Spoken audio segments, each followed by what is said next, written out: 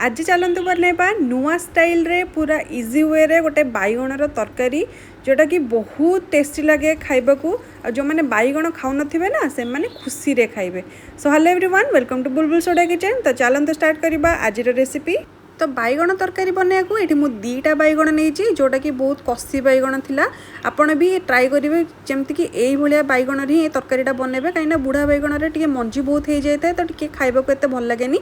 तो आपण ट्राई करिवे एई भलिया कसी बैगण नबाकू। तो मु एठी कोन करथिल ना दी जनक पय बनौथिली, सेति पय दीटा बैगण नेइथिली। आपण आपणकर हिसाब रे काउंट करिकि बैगण कम बेसी कर परिवे। तो फास्ट मु कोन करथिल ना बैगण को भल भाबरे धोई नेइथिली, देन ताको लंबा लंबा एमती 4 पीस रे काटि नेइथिली। डेम्फ को लगेगी काटिले कौन हम ना टी भल देखा जाए। तो से भाया मुझे काटी देती, आप चाहिए डेम्फ को भी काटी पारे। तो ये मुझे कौन करी ना दीटा बैगण को ये लंबा लंबा 4 पीस रे काटिकी साइड करी रखिदेली। तो आप देखो ये बैगणटा केते बढ़िया अच्छी, बेसी मंजी ना, पूरा कसी बैगण जहाँद्वारा कि तरकारीटा खाइबा को बहुत टेस्टी लगे जब ये बैगण में आम तरकारी बनवा। तो ये फास्ट मुझे सब रेडी कर सारे काटिए बैगण। देन कौन करवा स्वाद अनुसार टी लुण देदेबा, हाफ चमच पाखापाखि लंका गुंड देदेबा, 1/4 स्पून पाखापाखि देदेबा ये हलदी गुंड। देन सबुग भल भाव में मसला को मिसेदेबा, माने बढ़िया भाव में से हलदी लुण लंका गुंड को से बैगण में कोट करदेबा भल भाव में। देखो मुझे हाथ में घसिकी पूरा चारिआडुआ लगे दूसरी सबुग मसला, आपड़ा करेंगे तो सबुग बढ़िया भाव में इजिली भी लगिज। आउ ए मसला कोट करिबारे जदि किसी प्रॉब्लम हम टिके पानी स्प्रिंकल करदेबे, बढ़िया भाव में सब कोट हो। तो देखो मुझे रेडी कर सारे बैगण। तो ये कौन करवा ना आम नेबा सोरिष तेल। यही रेसिपीटी आम जो बनवा आम पूरा सोरिष तेल रे बनवा, ये रिफाइंड माने ऑयल रे यूज करवानी। तो सोरिष तेल कौन कर टिके उषुम है माने टिके गरम है तेल आम कौन करवा बैगण गुड़िक बढ़िया भाव में गोल्डन ब्राउन पड़ला पर्यंत दीपट साइड अल्ट पल्ट करके भाजी नवा। बैगणटा भल भाव में बाजिबे, बैगण को घोड़े दरकार नहीं, बहुत जल्दी बैगण कसी बैगण गुड़ा ना बहुत जल्दी सॉफ्ट हो जाए, ताको बेसी टाइम भी छाड़बेनी। तो बैगण भाजिला भितर आम कौन करवा तार मसला प्रिपेरेसन करवा। से मुझे नहीं गोटे चामच कला सोरिष, गोटे चामच धला सोरिष, 1.5 चामच पाखापाखि पोस्त ये देती, 7 ରୁ 8टा काजू, यहाँ भजा काजू थिला, आपण भी कंचा काजू यूज करेंगे। देन 2टा कंचा लंका अल्प टिके ना पानी देकी कौन करवा ना गोटे ग्राइंडिंग करके माने गोटे बढ़िया भाव में गोटे चिकन करके बाटिकी ये भाया पेस्ट गोटे रेडी करदे।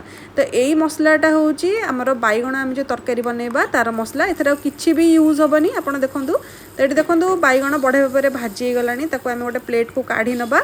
देन कड़ई रे देखली कि अधिक टिके तेल थिला, तो मुझे कौन करी ना कड़ई रू तेल एमती काढ़ी नहीं। तो पाखापाखि 2 चामच तेल रे ही आम ये तरकारीटा करवा। देन हाफ चामच दे देती मु कला जीरा, तापर अल्प टिके हेंगु ऐड करदबा। या 30 सेकेंड पर्यंत लो फ्लेम रे भाजी नवा। एटा बिल्कुल भी हाई फ्लेम रे भाजीबेनी, लो फ्लेम रे जतले भाजी दबा आम 30 सेकेंड। तापर जो मसला रेडी करी रखिथिला आम तरकारी बनैया से पेस्ट को ऐड करदबा।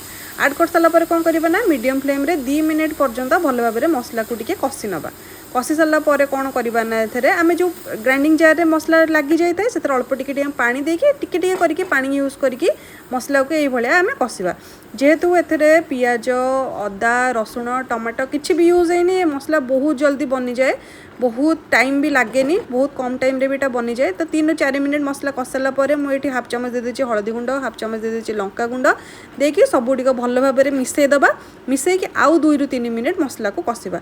जेहेतु एथरे सोरिष अच्छी पोस्त भी पड़ी, टिके कसिया को माने कसले टिके भल लगे टेस्ट। तो देखो जिते बढ़िया भाव में मसला कसी ना तेल साइड रे रिलीज हवा स्टार्ट हम, आप जाने मसला रेडी हो गलानी। देन आ 2 ରୁ 3 मिनिट कसाला 3-4 चामच मुझे दे फेंटिकी रखी दही। देन अल्प टिके ना चीनी स्वाद अनुसार लुण देदेबा, देकी सबुटिक भल भाव में मिक्स करदबा। मिक्स कर सारा पर या 2 ରୁ 3 मिनिट कसी नबा भल भाव में। या घोड़े कसिबा बिल्कुल भी दरकार न था। 2 ରୁ 3 मिनिट कस सारा पर ये मुझे फ्रेश क्रीम रखी, या 2 ରୁ 3 चामच ये दे देती। देन बैगण जी आम भाजिकी रखी बैगण को ऐड करदबा। बैगण देखो केते बढ़िया भाव में भाजी होती। तो बैगण को ऐड कर सारा पर से मसला रे आउ 2 मिनिट आपको फुटिया दबा। 2 मिनिट फुटी सारा पर आमर बैगण तरकारी परफेक्टली रेडी हो जाए, बहुत टेस्टी लगे। आप घरे बनातु, मुझे आज लंच रे बनई जोटा कि बहुत बढ़िया लगी।